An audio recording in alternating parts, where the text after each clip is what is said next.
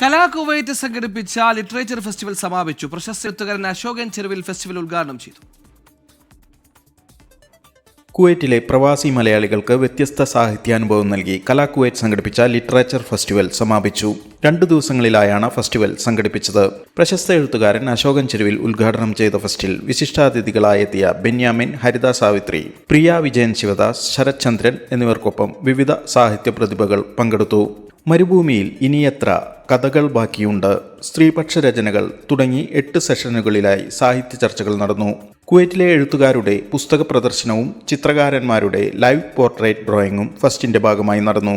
ഇവിടെ പ്രവാസ ജീവിതത്തിന്റെ വിവിധ അനുഭവങ്ങൾ സാഹിത്യമായി ചർച്ച ചെയ്യുന്നതിൽ പങ്കാളിയാകാൻ കഴിഞ്ഞത് വലിയ സന്തോഷമാണെന്ന് ബെന്യാമിൻ പറഞ്ഞു. പ്രവാസി സ്ത്രീകളുടെ ശബ്ദങ്ങൾക്കും ഇവിടെ വലിയ പ്രസക്തിയുണ്ട് എന്ന് ഈ ഫെസ്റ്റിലൂടെ വീണ്ടും മനസ്സിലായതായി ഹരിത സാവിത്രി പറഞ്ഞു. ലിറ്ററേച്ചർ ഫെസ്റ്റിവലിന്റെ ഭാഗമായി GCCയിലെ എഴുത്തുകാർക്കായി ഏർപ്പെടുത്തിയ പ്രഥമ MT സാഹിത്യ പുരസ്കാരം സമാപന സമ്മേളനത്തിൽ പുരസ്കാരത്തിനർഹനായ ജോസഫ് അതിരുങ്കലിന് പ്രശസ്ത എഴുത്തുകാരൻ അശോകൻ ചെരുവിൽ കൈമാറി.